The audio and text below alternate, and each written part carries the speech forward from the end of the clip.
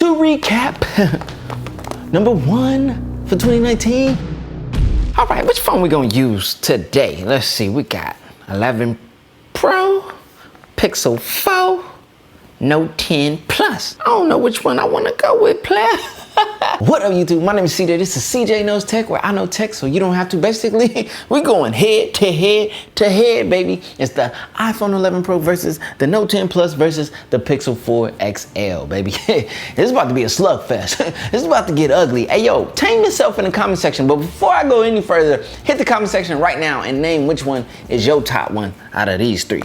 Cause, yeah, these are like the top three. All right, so basically, this is how this is gonna go, man. User experience is king. That basically means features, software, battery, build quality, camera. Those are the 5 things that we're gonna focus on in between these 3 devices. And then, last but not least, is the user experience, which is the total of all 5 of those sections. So I'll give you the top in order, numerical order. This is my opinion. This is based off of the people, the comments, the vibe I get. I'll give both perspectives, like mine, and then I give the people's vote. Before I drop this video, there will be a vote. There will have been a vote. Now, when we talk features between these 3 devices, hands down, let me not drop and break any phones. The Note 10 Plus is the king. This is the most feature-packed smartphone that you could get, man. Come on, man. Has an S Pen, for goodness sake. And if you don't like the S Pen, look at that display. You don't like the display? Well, I would say glass sensor, but we all know that that is that's a sore spot. Look at those cameras, ultra wide and all. Features on features on features on features. If you a tech spec hog, if you want the top of the top, the best of the best, when it comes to features, the Note 10 Plus is gonna be number 1. Then number 2, obviously, the iPhone 11 Pro behind that one. I mean, killer camera set. Beautiful OLED display. Yes, you got the notch, but I love Face ID. So I'm willing to deal with that caveat. Bam! And then last on the list of features is the Pixel 4. Now, a lot of you guys were going at the Pixel 4 for their price point and lack of feature set in comparison to these 2 models. And that's warranted. When you start putting this in the price point of that $1,000-ish, and these are the $1,000 flagship boys, you gotta compete with these. So that's why this is number 3. Now, software. When it comes to software, out of these 3, hands down, the best software goes to iOS. Now, this could be my opinion, this could be my point of view, but I can talk to real rational Android users that have used both, and they can agree with me that iOS has the best software experience. It's smooth, latest updates, super fast, super quick, super clean, and it's controlled. That's why that gets number 1. And then number 2, well, if it isn't the iPhone of Android, the Pixel 4, same reasons. Super fast updates, security updates, instant, super clean, super smooth. It is that ideal software experience. Oh, not to mention, I forgot to mention with the iPhone, app development.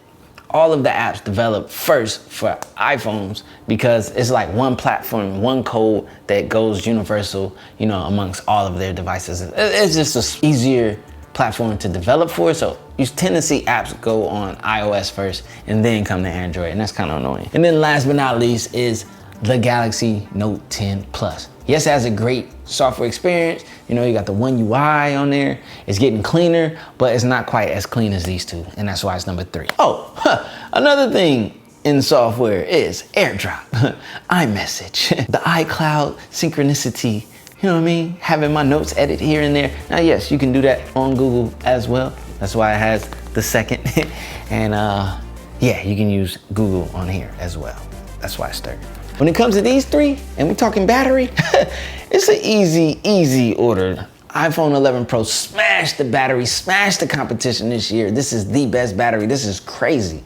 It's like a smartphone with a battery pack. Galaxy Note 10 Plus in number 2, and then the last is the Pixel 4 XL. Google, let's get better battery for the people, for the masses. It's enough, 100%, but it could be better, especially with the competition and what they're offering battery-wise. It was enough for me, but it's not enough for everybody, and that's where you hit a wall. Now, this is a tough one. Build quality between these 3, they all are built amazingly well. Oh my goodness. This one was tough. This one's like splitting hairs here. I'm gonna give the number 1 on the build quality to the iPhone. iPhone always has the most premium feel and vibe and build to it. year after year.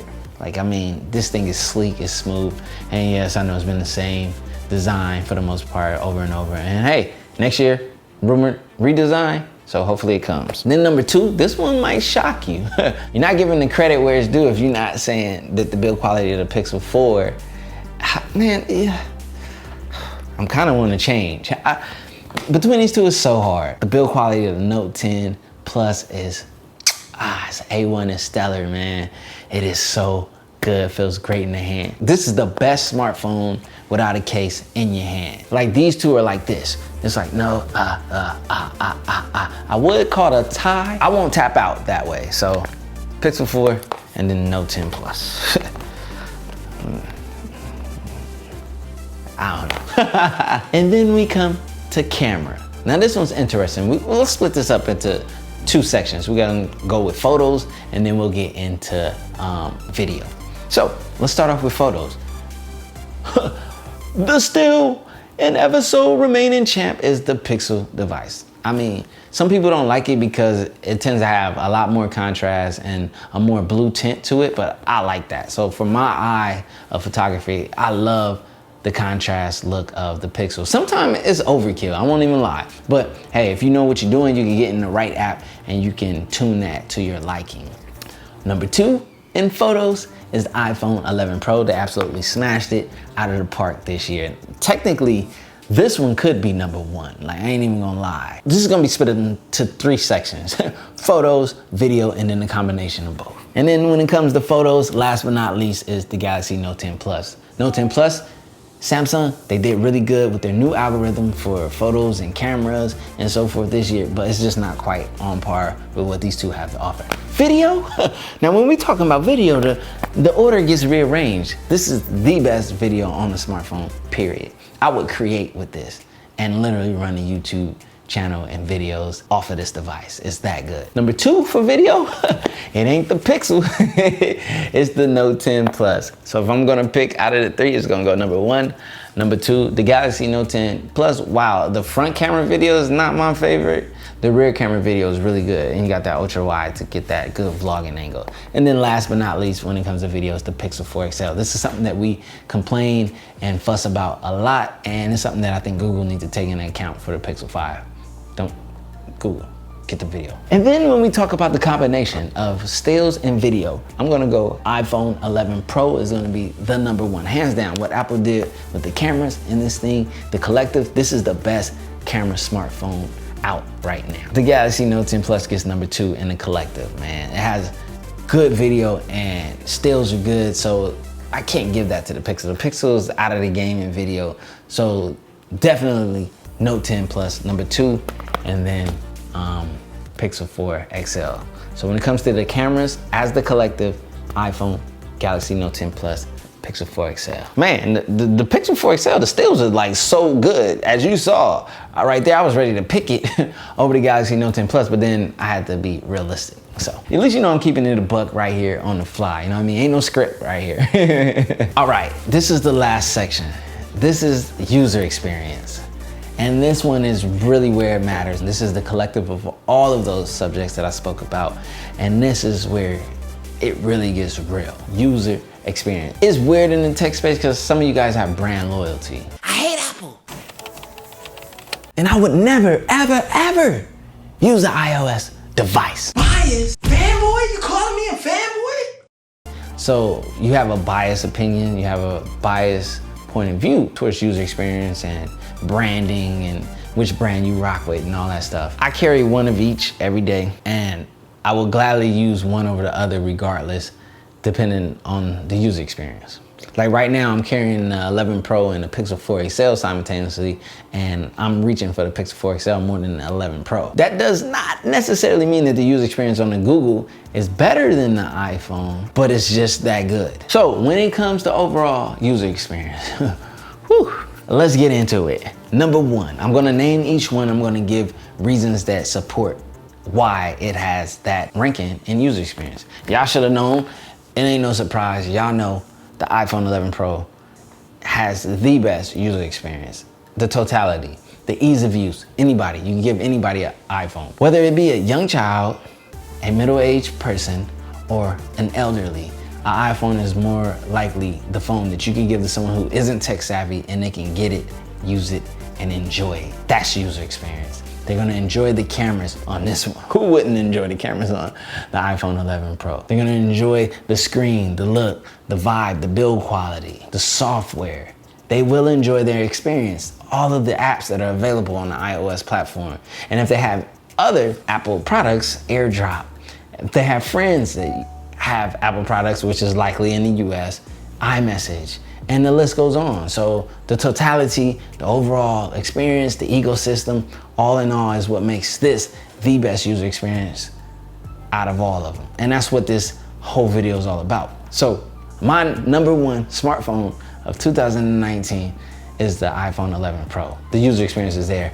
It backs it up. You can feel how you want to feel about it.